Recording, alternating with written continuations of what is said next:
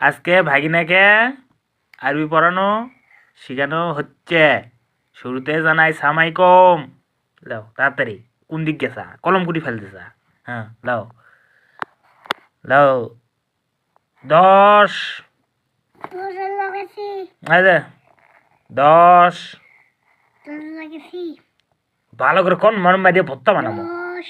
9 8 7 6 5 4 3 2 1 আবার 10 তারপর 9 8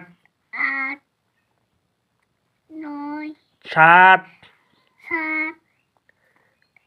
6 5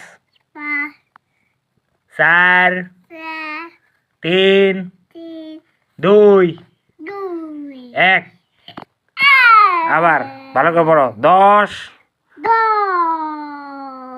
9 8 ভালো করে 8 7